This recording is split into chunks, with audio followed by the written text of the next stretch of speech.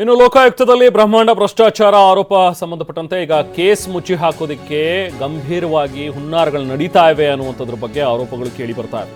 Silent ಆಗಿ ಒಂದಷ್ಟು ಹುನ್ನಾರಗಳಾಗ್ತಾ ಇವೆ ಅಂತ ಹೇಳಿ ಅಧಿಕಾರಿಗಳು ಮತ್ತು ರಾಜಕಾರಣಿಗಳನ್ನ ಬಚಾವ್ ಮಾಡೋದಕ್ಕೆ ಪ್ರಯತ್ನ ಆಗ್ತಾ ಇದೆ.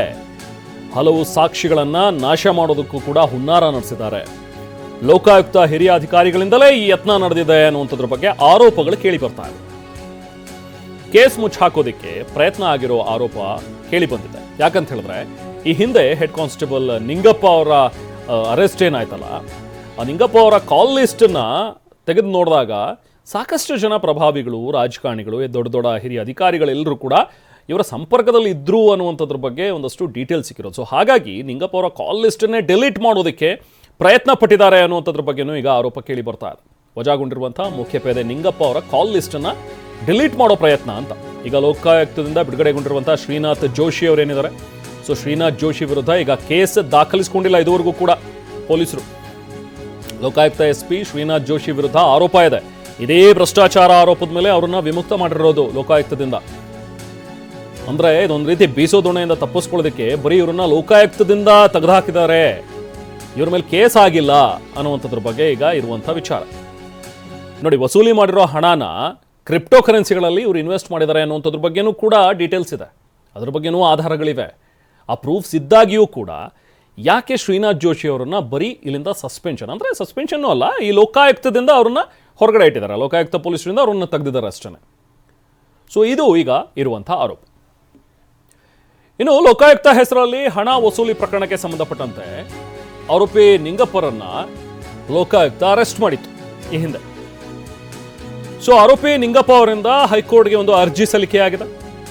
ಈ ಪ್ರಕರಣದ ತನಿಖೆಗೆ ತಡೆ ಕೊಡಬೇಕು ಅನ್ನುವಂಥದ್ದನ್ನ ನಿಂಗಪ್ಪ ಅವರು ತಮ್ಮ ಅರ್ಜಿಯಲ್ಲಿ ಕೇಳಿದ್ದಾರೆ. ಈಗ ಪ್ರಕರಣಕ್ಕೆ ಹೈಕೋರ್ಟ್ ತಡೆಯಾಜ್ಞೆಯನ್ನ ಕೂಡ ಕೊಟ್ಟಿತ್ತು.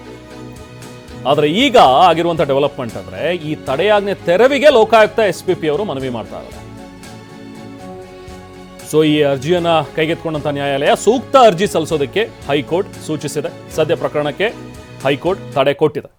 ಬನ್ನಿ ಮತ್ತಷ್ಟು ಡೀಟೇಲ್ಸ್ ಪಡೆಯೋಣ. ನಾವು ಪ್ರತಿನಿಧಿ ಕಿರಣ್ ನಮ್ಮ ಜೊತೆಗೆ ಈಗ ಜಾಯ್ನ್ ಆಗಿದ್ದಾರೆ. ಕಿರಣ್, ಮೊನ್ನೆಯಿಂದಲೂ ಕೂಡ ನಾವು ಮಾತಾಡ್ತಾ ಇದ್ವಿ, ಸಾಕಷ್ಟು ಸಂಚಲನವನ್ನು ಎಬ್ಬಿಸಿರುವಂತಹ ಸುದ್ದಿ ಇದು. ಯಾಕಂದ್ರೆ ಲೋಕಾಯುಕ್ತದಲ್ಲೇ ಬೇಲಿಯೇ ಇದ್ದು ಹೊಲ ಮೇದಿರುವಂತಹ ಒಂದು ಪ್ರಕರಣ, ಲೋಕಾಯುಕ್ತದಲ್ಲೇ ಭ್ರಷ್ಟರಿದ್ದಾರೆ ಅನ್ನುವಂಥದ್ದು ನಿಜಕ್ಕೂ ಕೂಡ ಸಾಕಷ್ಟು ಗಂಭೀರವಾದಂತಹ ಒಂದು ಆರೋಪ. ಈ ಆರೋಪಕ್ಕೆ ಸಂಬಂಧಪಟ್ಟಂತೆ ಈಗ ಆಗಿರುವಂತಹ ಡೆವಲಪ್ಮೆಂಟ್ಗಳ ಬಗ್ಗೆ ಮಾತಾಡೋಣ ಕಿರಣ್. ಇದುವರೆಗೂ ಕೂಡ ಶ್ರೀನಾಥ್ ಜೋಶಿ ಅವರ ಮೇಲೆ ಪ್ರಕರಣ ದಾಖಲಾಗೋದಾಗ್ಲಿ, ಅವ್ರ ಮೇಲೆ ಕ್ರಮ ಕೈಗೊಳ್ಳೋದಾಗ್ಲಿ ಯಾಕಾಗಿಲ್ಲ ಅನ್ನುವಂಥದ್ದು ಒಂದು ಪ್ರಶ್ನೆ. ಜೊತೆಗೆ ಈ ಕಾಲ್ ಲಿಸ್ಟ್ನ ಡಿಲೀಟ್ ಮಾಡುವಂತಹ ಒಂದು ಪ್ರಯತ್ನಗಳು ನಡೆದಿವೆ, ನಿಂಗಪ್ಪ ಅವ್ರ ಕಾಲ್ ಲಿಸ್ಟ್ ಅನ್ನುವಂಥದ್ದು ಕೂಡ. ಅಂದ್ರೆ ಪ್ರಭಾವಿಗಳು ಶಾಮೀಲಾಗಿದ್ದಾರೆ ಅನ್ನುವಂಥ ಒಂದು ಅನುಮಾನನ ಅವ್ರನ್ನ ಬಚಾವ್ ಮಾಡೋದಕ್ಕೆ ಮುಂದಾಗ್ತಾ ಇದಾರ ಅನ್ನುವಂಥದ್ದು ಕಿರಣ್. ರೆಹಮಾನ್, ಈ ಒಂದು ಲೋಕಾಯುಕ್ತದಲ್ಲಿ ನಡೀತಾ ಇರುವಂಥ ಏನು ಭ್ರಷ್ಟಾಚಾರ ಅಂದರೆ ಬೇಲೆ ಎದ್ದು ಹೊಲ ಮೇದಂತೆ ಏನು ಈ ಒಂದು ಹೇಳ್ತೀವಿ, ಈ ಸಂಬಂಧಪಟ್ಟಂತೆ ಲೋಕಾಯುಕ್ತದಲ್ಲಿ ದೊಡ್ಡ ಮಟ್ಟದಲ್ಲಿ ಅಧಿಕಾರಿಗಳಿಂದ ಅಂದರೆ ಬೇರೆ ಬೇರೆ ಎಕ್ಸೈಸ್ ಡಿಪಾರ್ಟ್ಮೆಂಟ್ ಇರ್ಬೋದು, ಕಮರ್ಷಿಯಲ್ ಟ್ಯಾಕ್ಸ್ ಡಿಪಾರ್ಟ್ಮೆಂಟ್ ಇರ್ಬೋದು, ಬೇರೆ ಬೇರೆ BDA ಇರ್ಬೋದು, BBMP ಅಫಿಷಿಯಲ್ಸ್ ಇರ್ಬೋದು, ಇರಿಗೇಷನ್ ಡಿಪಾರ್ಟ್ಮೆಂಟ್ ಇರ್ಬೋದು, ಯಾರ್ಯಾರಿಗೆ ಸಂಬಂಧಪಟ್ಟಂತೆ ಭ್ರಷ್ಟಾಧಿಕಾರಿ ಅವ್ರ ಹತ್ರನೇ ಇಲ್ಲಿ ಕೂತ್ಕೊಂಡು ವಸೂಲಿ ಮಾಡಿ ನಿಮ್ಮ ಮೇಲೆ ರೈಡ್ ಮಾಡಲ್ಲ ಅಂತ ಹೇಳ್ಕೊಂಡು ಅವ್ರನ್ನ ಪ್ರತಿ ತಿಂಗಳು ಇಷ್ಟು ಫಿಕ್ಸ್ ಮಾಡ್ಕೊಬಿಟ್ಟಿದ್ದಾರೆ. ಅದು ಲೋಕಾಯುಕ್ತದಲ್ಲಿರುವಂಥ ಅಧಿಕಾರಿಗಳಿಗೆ ಸಾಕಷ್ಟು ಜನಕ್ಕೆ ಡಿಸ್ಟ್ರಿಬ್ಯೂಟ್ ಆಗ್ತಾ ಇದೆ ಅನ್ನೋ ಮಾತುಗಳೀಗ ಕೇಳಿ ಬರ್ತಾ ಇದೆ. ಅಂದರೆ ಅವ್ರ ಮೇಲೆ ರೈಡ್ ಮಾಡಬಾರ್ದು ಅನ್ನೋ ಒಂದು ಕಾರಣಕ್ಕೋಸ್ಕರ ಇವರೇ ಮುಂಚೆನೆ ಭ್ರಷ್ಟಾಧಿಕಾರಿಗಳು ಬೇರೆ ಬೇರೆ ಡಿಪಾರ್ಟ್ಮೆಂಟಲ್ಲಿ ಇರೋರು ಇವ್ರಿಗೆ ಕೊಡುವಂಥದ್ದು, ಇದನ್ನ ಇವರು ರೈಡ್ ಮಾಡ್ತಾ ಇದ್ದಂಗೆ ಮ್ಯಾನೇಜ್ ಮಾಡುವಂಥದ್ದು ನಡೀತಾ ಇತ್ತು. ಇತ್ತೀಚೆಗೆ ಅಂತಂದರೆ ಈ ಅಲ್ಲಿದ್ದಂಥ SP1 IPS ಅಧಿಕಾರಿ ಶ್ರೀನಾಥ್ ಜೋಶಿಯನ್ನ ಲೋಕಾಯುಕ್ತದಿಂದ ಕೆಲವೊಂದಷ್ಟು ಅವ್ರ ಮೇಲೆ ಆರೋಪ ಬಂತು, ಅವ್ರನ್ನ ಬಿಡುಗಡೆ ಮಾಡಿದ್ರು. ಆದರೆ ಏನು ಬಿಡುಗಡೆ ಮಾಡಿದ ಮೇಲೂ ಕೂಡ ಕೆಲವೊಂದು ಕಾರಣಗಳಿರಬೇಕು, ಕೆಲವೊಂದು ಸಾಕ್ಷಿಗಳು ಕೂಡ ಸಿಕ್ಕಿರಬೇಕು.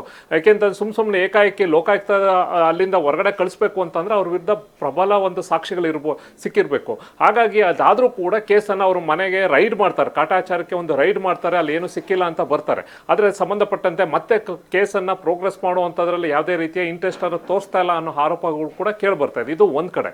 ಇನ್ನು ಕ್ರಿಪ್ಟೋ ಕರೆನ್ಸಿಯಲ್ಲಿ ಸಾಕಷ್ಟು ಜನ ಅಧಿಕಾರಿಗಳು ಇವ್ರ ಮೂಲಕ ದುಬೈನಲ್ಲಿರುವಂಥ ಕಂಪ್ನಿಗೆ ಇನ್ವೆಸ್ಟ್ಮೆಂಟ್ ಮಾಡ್ತಾ ಇದ್ದಾರೆ, ಸಾಕಷ್ಟು ಹಣ. ಅದು ಮಂತ್ರಿಗಳ PSಗಳಿರ್ಬೋದು, ಕೆಲ ಅಧಿಕಾರಿಗಳು ಕಂಪನಿಗಳಿಂದ ಇರ್ಬೋದು ವಸೂಲಿ ಮಾಡಿದಂಥ ಏನು ಹಣ ಇದೆ ಅದನ್ನ ಇನ್ವೆಸ್ಟ್ಮೆಂಟ್ ಮಾಡ್ತಾರೆ. ಈಗ ಲೆಕ್ಕ ಕೊಟ್ಟಿರುವಂಥ ನಿನ್ನೆ ಲೋಕಾಯುಕ್ತರ ಕಚೇರಿಯಿಂದನೇ ಪ್ರೆಸ್ ನೋಟ್ ರಿಲೀಸ್ ಆಗಿರೋದು 13 ಕ್ರಿಪ್ಟೋ ಕರೆನ್ಸಿನ ಸೀಸ್ ಮಾಡ್ಕೊಂಡಿದೀವಿ ಅಂತ ಹೇಳ್ಕೊತಾರೆ. ಆದರೆ ಬರೀ 13 ಅಲ್ಲ, ಸಾಕಷ್ಟು ಕ್ರಿಪ್ಟೋ ಕರೆನ್ಸಿ ಅದರ ವ್ಯಾಲೆಟ್ ಅಲ್ಲಿ ಇದೆ ಅನ್ನೋ ಒಂದು ಅನುಮಾನಗಳು ಬರ್ತಾ ಇದೆ. ಅದಕ್ಕೆ ಸಂಬಂಧಪಟ್ಟಂತೆ ಎಲ್ಲೋ ಒಂದ್ ಕಡೆ ಈ ಒಂದು ಮುಚ್ಚಿಡ್ತಾ ಇದ್ದಾರೆ ಅನ್ನೋ ಒಂದು ಮಾತುಗಳು ಕೂಡ ಲೋಕಾಯುಕ್ತ ವಲಯದಲ್ಲಿ ಅಲ್ಲಿ ಇದಂತೂ ಕೇಳಿ ಬರ್ತಾ ಇದೆ. ಇದಲ್ದಲೆ ಕೂಡ ಈ ಪ್ರಕರಣಕ್ಕೆ ಸಂಬಂಧಪಟ್ಟಂತೆ ಮತ್ತೆ ಬೇರೆ ಬೇರೆ ಹಂತಕ್ಕೆ ಹೋಗ್ತಾ ಇದೆ. ಅದು ಬರೀ ಇಷ್ಟಕ್ಕೆ ಬರೀ ಹೆಡ್ ಕಾನ್ಸ್ಟೇಬಲ್ ನಿಂಗಪ್ಪಗೆ ಮಾತ್ರ ಸೀಮಿತವಾಗಲ್ಲ, IPS ಅಧಿಕಾರಿಗಳ ಇನ್ನು ಬೇರೆ ಬೇರೆ ದಿಕ್ಕುಗಳಿಗೆ ಹೋಗ್ತಾ ಇದೆ, ಬೇರೆ ಬೇರೆ ಬುಡಕ್ಕೆ ಹೋಗ್ತಾ ಇದೆ ಅನ್ನೋ ಕಾರಣಕ್ಕೆ ಸಾಕಷ್ಟು ಸಾಕ್ಷಿಗಳನ್ನ ಕೂಡ ಅದನ್ನ ಡಿಲೀಟ್ ಮಾಡ್ತಾ ಇದ್ದಾರೆ ಅಥವಾ ಅದಕ್ಕೆ ಮರೆ ಮಾಚುತ್ತಾ ಇದ್ದಾರೆ.